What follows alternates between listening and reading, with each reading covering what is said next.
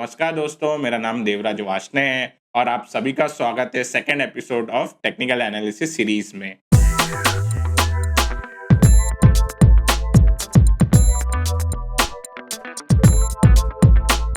तो दोस्तों, आज जो हम टॉपिक के बारे में जो डिस्कशन करने वाले हैं, वो है कि मार्केट के अंदर कितने टाइप की ट्रेडिंग होती है, लेवरेज ट्रेडिंग किस हिसाब से होती है, नॉन लेवरेज ट्रेडिंग किस हिसाब से होती है, किसको करनी चाहिए, अगर आप ऑफिस गोअर हो तो आपके लिए क्या ज़्यादा चीज़ अच्छी होगी, कौन-सा टाइप का ट्रेडिंग स्टाइल करना अच्छा होगा।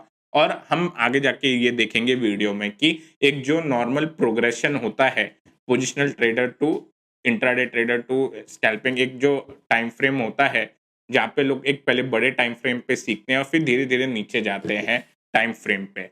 तो आप ज़रूर देखिए ये वीडियो, इसमें आपको एक अच्छे से ये पता चल जाएगा कि जो आगे हम जो टेक्निकल एनालिसिस सीखने वाले हैं, वो आप किधर-किधर अप्लाई कर सकते हैं, किस टाइप ऑफ ट्रेडिंग में आप अप्लाई कर सकते हैं। तो मोस्टली जो आगे हम सीखेंगे वो आज जितने भी टाइप ऑफ हम ट्रेडिंग के बारे में जो बात करेंगे, उधर हर एक जगह हम टेक्निकल एनालिसिस अप्लाई कर पाएँगे।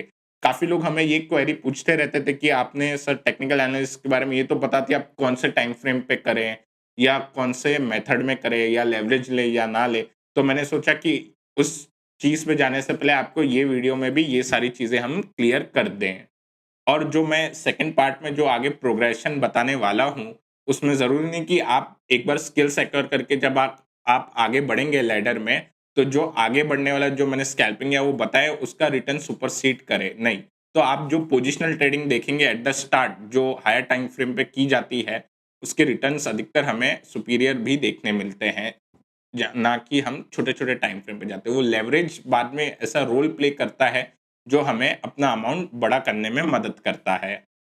तो आई होप मैं आगे ये जो वीडियो में जो कंटेंट हम देखेंगे, एग्ज़ाम्पल के साथ भी देखेंगे अलग-अलग टाइप की ट्रेडिंग के। एक एक ही मैंने टाटा स्टील का स्टॉक भी चूज़ किया है, उसपे मैंने एक्सप्लेन करने के लिए कि किस प्रकार से अलग स्टाइल ऑफ ट्रेडिंग, उसमें अगर कोई पोजिशनल ट्रेडर होता, कोई इंट्राडे होता या कोई स्विंग ट्रेडर होता, तो किस प्रकार उसमें पोजीशन बनाता। तो आई होप कि आपको ये वीडियो पसंद आएगा और आगे बढ़ने से पहले अभी तक अगर आपने हमारे ये चैनल को सब्सक्राइब नहीं किया है, तो ज़रूर सब्सक्राइब करें और बेल नोटिफ़िकेशन ज़रूर दबाएँ। तो चलिए अब हम स्क्रीन पे चलते हैं। तो जैसा मैंने आपको समझाया था इंट्रो में कि सबसे पहले आज के लिए हम ये देख लेते हैं कि अगर आप मार्केट में आए हो तो किस टाइप की आप ट्रेडिंग कर सकते हैं। तो ट्रेडिंग को हमने दो पार्ट में डिवाइड किया है, आप इधर देख सकते हैं। फर्स्ट पार्ट है हमारा non leverage and second part है हमारा लेवरेज। अब अगर हमें non leverage type of trading करनी होती तो उसके अंदर हमें कैश डिलीवरी, मतलब कोई स्टॉक आप ले रहे हो तो उसकी आप डिलीवरी ले रहे हो और उसमें आप पूरा पैसा पे कर रहे हो। ओके, पूरा पैसा मतलब फॉर एग्जांपल अगर आपने लेट्स से 2 लाख रुपए के रिलायंस के शेयर लिए हैं तो पूरे 2 लाख रुपए आप दे रहे हो। और सेकंड है नॉन लवरेज के अंदर ऑप्शन बाइंग। ओके, अब दोनों को एक बार मैं डिटेल में बता देता हूँ। अब इक्विटी, जो भी equity based delivery based trading होती है वो कैश डिलीवरी ही है। तो इस ट्रेडिंग मेथड के अंदर हम जो भी टेक्निकल एनालिसिस करते हैं उसी हिसाब से बाय करते हैं, प्रॉपर स्टॉप लॉस लगाते हैं और इसके अंदर हम स्विंग ट्रेड भी कर सकते हैं, पोजिशनल ट्रेड भी कर सकते हैं। ओके, इवन इंट्राडे कर सकते हैं, लेकिन इंट्राडे में हमें लेवरेज अगर यूज करना है तो फिर वो लेवरेज में आ जाता है वो। तो ये है नंबर वन, जो मैं इसको मार्क कर देता हूँ। ओके, अब कैश बेस्ड डिलीवरी में अगर हम करें काम तो इसके अंदर क्या फ़ायदे होते हैं।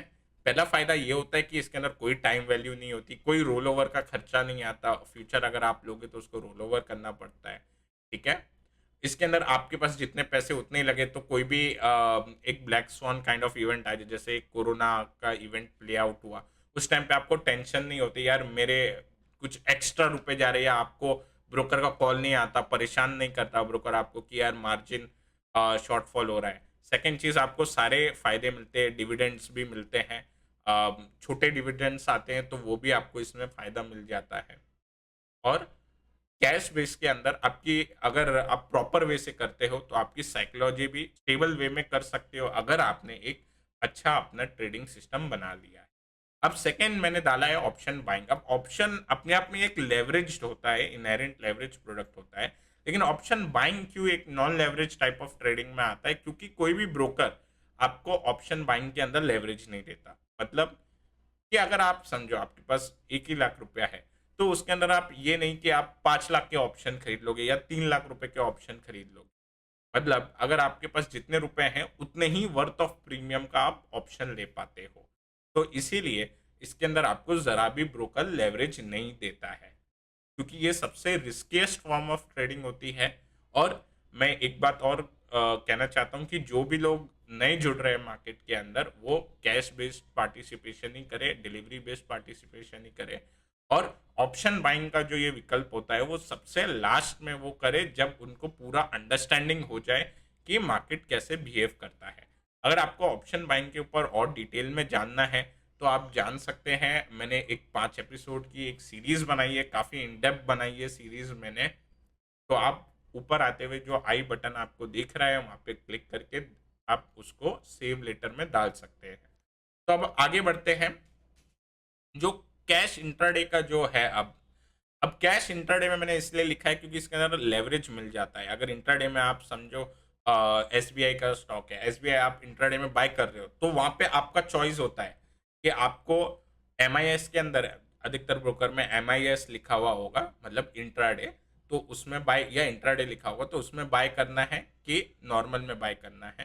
तो जब भी आप कैश इंट्राडे करोगे तो आपको एक लेवरेज मिलेगा। ओके, 3 to 5 टाइम्स का लेवरेज अभी करंट हमारे रूल के हिसाब से है। सेबी का जो नया स्ट्रिक्टर रूल आया है मार्जिन के रिगार्डिंग, उस वजह से हमने ये देखा है कि काफी लेवरेज घट चुका है। तो पहले टाइम पे कवर ऑर्डर और ब्रैकेट ऑर्डर होते थे, ओके, वो टाइम पे हमें 30 गुना 25 गुना भी लेवरेज मिल जाता था। अगर आपके पास 1 लाख है तो आप 20 लाख तक, 30 लाख तक का आप बाय कर सकते थे ऑन स्पॉट कोई भी पर्टिकुलर स्क्रिप्ट के अंदर। ओके, पर अब क्योंकि सेबी के मार्जिन नियम इतने स्ट्रिक्ट हो गए हैं, उस वजह से हमें अभी सिर्फ 3 से 5 गुना तक की ही लेवरेज मिलती है depending upon the nature of the script. अब फ्यूचर्स, अब जो फ्यूचर्स ट्रेडिंग है, ओके, फ्यूचर्स ट्रेडिंग के अंदर भी आप इंट्राडे भी कर सकते हो, डिलीवरी बेस भी कर सकते हो। Delivery base in the sense आप ओवरनाइट लेके जा सकते हो फ्यूचर्स को। अब फ्यूचर्स के अंदर क्या होता है, इसमें मेन क्या है, आपको लेट से एक कॉन्ट्रैक्ट साइज अगर 10 लाख रुपीज का है तो उसमें आपको पूरे 10 लाख रुपीज नहीं देने होते, उसमें आपको एक मार्जिन देना होता है। लेट से अप्रोक्स 2 lakhs to 2.5 lakhs आता है, डिपेंड अपॉन द स्क्रिप्ट। कोई कोई स्क्रिप्ट का 5 lakhs 4 lakhs भी जाता है, काफ़ी जो वोलेटाइल स्क्रिप्ट है like Adani enterprise, Adani ports वैसे। तो मोटा मोटी आप ये मान के चलिए 2 से 2.5 लाख रुपए में आपका एक लॉट हो जाता है, अगर वो ज़्यादा वोलेटाइल नहीं है तो इसमें क्या हुआ, अब आप लेट से आपके पास 20 लाख रुपए हैं और आपने एक दिन में ही अपने लेवरेज लेके 15 लाख की पोजीशन बना ली। लेकिन जब वो फ्लक्चुएट करेगा तो वो प्रॉपर, मतलब आपने तो 15 लाख का मार्जिन पे कर दिया है, लेकिन एक्चुअल जो पोजीशन साइजिंग हो गई है वो हो गई है आपकी 50 से 60 लाख रुपए की। अब इसमें क्या हुआ, आपके पास थे 20 लाख लेकिन आपकी पोजीशन साइजिंग हो गई है लेट्स से 60 lakhs की, तो 3 गुना आपको लेवरेज मिल। तो जो भी फ्लक्चुएशन होंगे, चाहे पॉजिटिव साइड या नेगेटिव साइड, वो आपको डायरेक्ट इम्पैक्ट करेगा। और अगर आप नए हो तो आप फ्यूचर से बिल्कुल दूर रहिए, क्योंकि पहले आपको समझना पड़ेगा फ्यूचर मार्केट कैसे काम करता है, और आप कैश बेस्ड डिलीवरी ही के अंदर ही काम कीजिए। लेवरेज के अंदर हमारा जो थर्ड चीज़ है वो है ऑप्शन सेलिंग।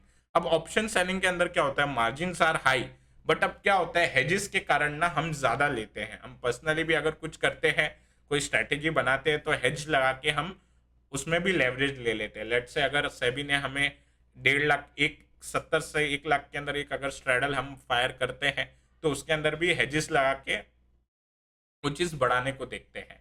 तो इस वजह से हमें ये चीज़ को ध्यान रखना चाहिए कि इवन इफ अगर ऑप्शन सेलिंग करे, नेकेड तो हमें कभी नहीं करना चाहिए, हेजेस के साथ ही ऑप्शन सेलिंग करनी चाहिए। एंड स्पेशली अगर आप बिगनर हो मार्केट के अंदर, तो ये भी ऑप्शन आप जो ऑप्शन सेलिंग का है वो बाद में ही करें। अब हम चलते हैं नेक्स्ट जो काउंटर दिख रहा है हमें, मार्जिन फंडिंग फॉर डिलीवरी। अब क्या होता है, कई सारे ब्रोकर हमें मार्जिन फंडिंग की फैसिलिटी देते हैं 18% इंटरेस्ट रेट पे, कोई 20% पे।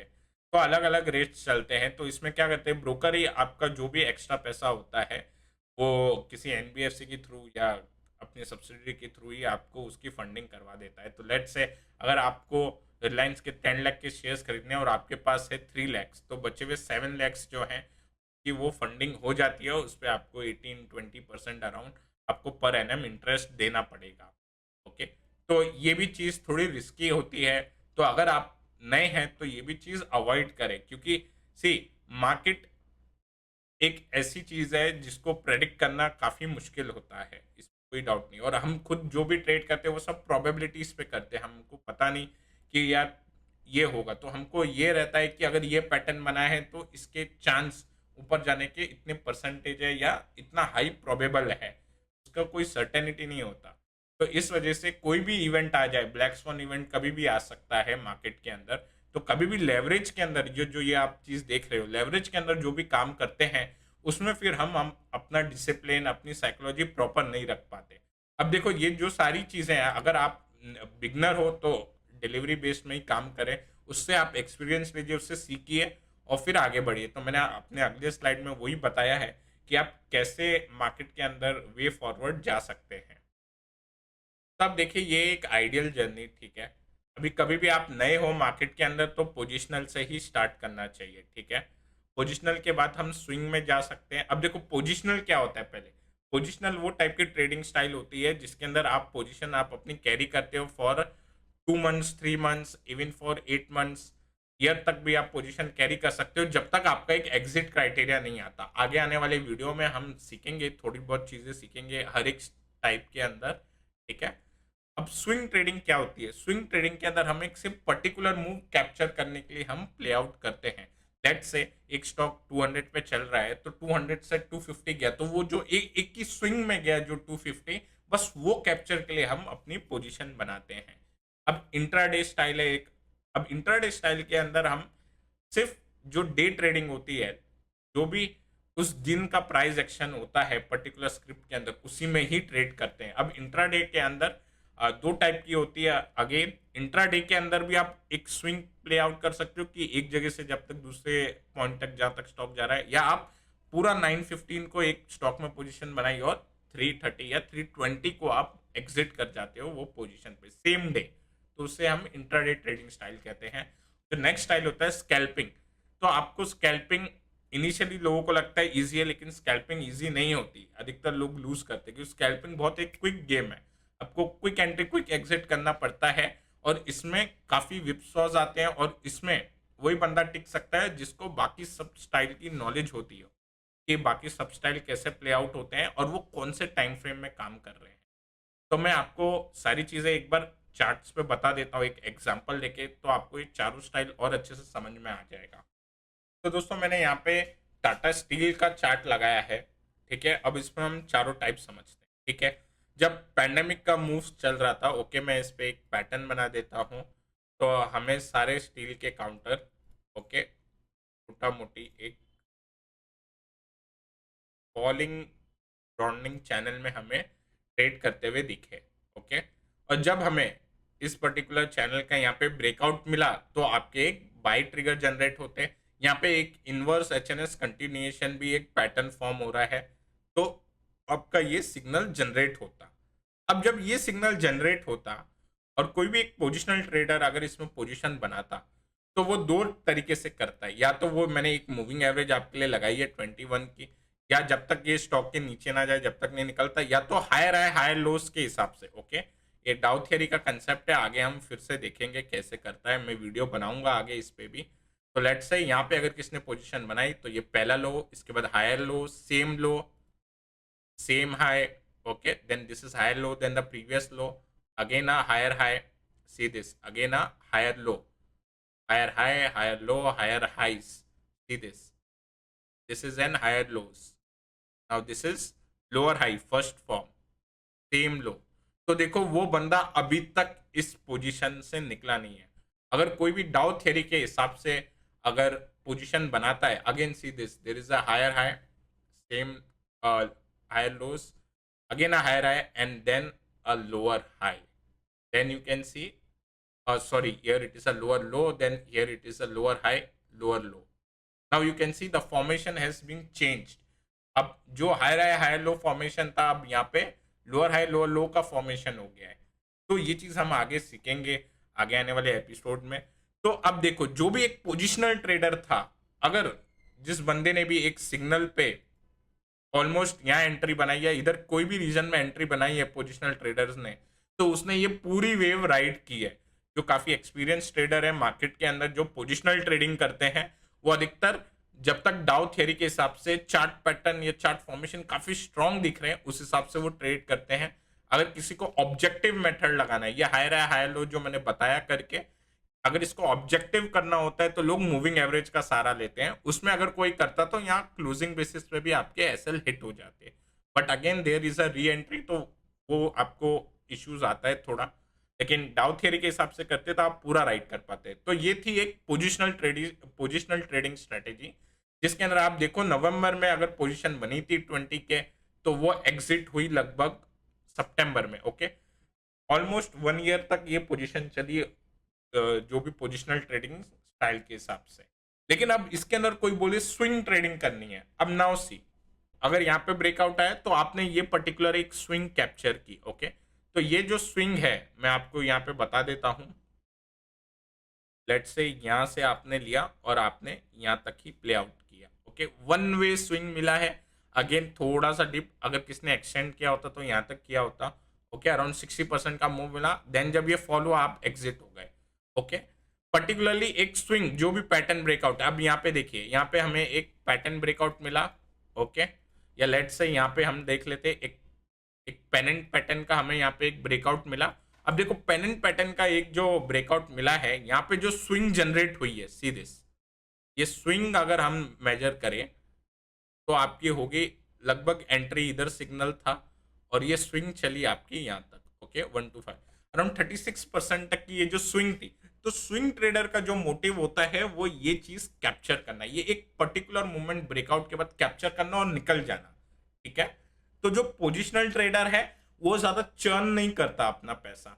जो स्विंग ट्रेडर है वो चाहता है कि मैं ऐसी फास्ट मूव खेलूं और अपना पैसा ज्यादा चर्न कर सकूं। ठीक है, तो दोनों का कंपैरिजन मैंने बता दिया। स्विंग ट्रेडिंग के अंदर पैसा ज्यादा चर्न होता है और आप चाहते हो कि ज्यादा ऐसी जो ब्लास्ट टाइप की मूव होती है, वन वे ऊपर जाती हुई फास्ट मोमेंटम की, आप वो कैच करें निकले, दूसरे काउंटर में ये मूव कैच करें फिर निकले। और पोजिशनल में आपने पोजीशन बनानी डाउ थियरी स्ट्रक्चर के हिसाब से या कोई ऑब्जेक्टिव वे में, अगर मूविंग एवरेज या जो भी कुछ यूज होता है उस हिसाब से आप करते हो। अब है नेक्स्ट चीज इंट्राडे। अब इंट्राडे के अंदर हम पर्टिकुलर डे पकड़ते हैं। फॉर एग्जांपल अगर हम आज का डे देखें तो हम 5 मिनट का ये लगा लेंगे। ठीक है, लेट्स से अगर किसने आज के दिन ट्रेड किया है तो ये इस पर्टिकुलर काउंटर के इंट्राडे चार्ट है। थोड़े स्मूथ मोमेंटम नहीं था टाटा स्टील में आज इंट्राडे में, बट सी दिस। तो जिसको भी इंट्राडे में अगर इधर पोजीशन प्ले आउट करना है, लेट्स से किसने ओपन हाई लो की स्ट्रेटेजी लगाई थी और वाली, तो यहाँ पे हमें एक सिग्नल मिलता और उसके बाद यहाँ पे एक मूव मिलता। ठीक है, अब उसमें अगेन ये इधर रिटेस्ट करके फिर एक मूव दिया। तो ये एक पूरा इंट्राडे का प्राइस बिहेवियर है इस काउंटर का। जो भी इंट्राडे करते हैं वो इसी डेटा में करते हैं। अब इसमें भी अच्छे अच्छे मूव आए हैं even in intraday, smoother moves. ठीक है, अब ये पर्टिकुलरली स्टॉक एक कंसोलिडेशन में चल रहा है, लेकिन इस बीच में भी आप देख सकते हो इंट्राडे के अंदर भी काफी स्मूथ मूव्स हमें देखने मिलते हैं। लेट से अगर किसने 10 तारीख को इसमें ट्रेड किया होता 10 मार्च को, तो आप देख सकते हैं कितना बड़ा एक इंट्राडे में मूव आया।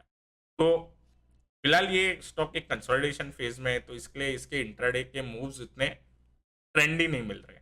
अब देखो इंट्राडे का क्या फायदा होता है, इंट्राडे में हमें और ज्यादा चर्निंग करने मिल जाती है।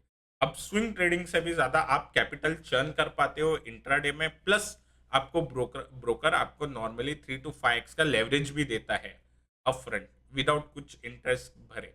तो इस वजह से आपकी और चर्निंग हो जाती है और इंट्राडे में आप मूव्स का फायदा उठा सकते हो। लेकिन यहाँ तक पहुंचने के लिए आपको पहले 2 चीजें समझनी पड़ेगी, पोजिशनल कैसे प्ले आउट करते हैं, फिर स्विंग कैसे प्ले आउट करते हैं। फिर वही दोनों कंसेप्ट को आपको लगा के एक इंट्राडे में 5 मिनट के टाइम फ्रेम में आना होगा। ठीक है, अब बचा स्कैल्पिंग। अब स्कैल्पिंग के लिए हम अधिकतर 1 मिनट यूज करते हैं सीधे।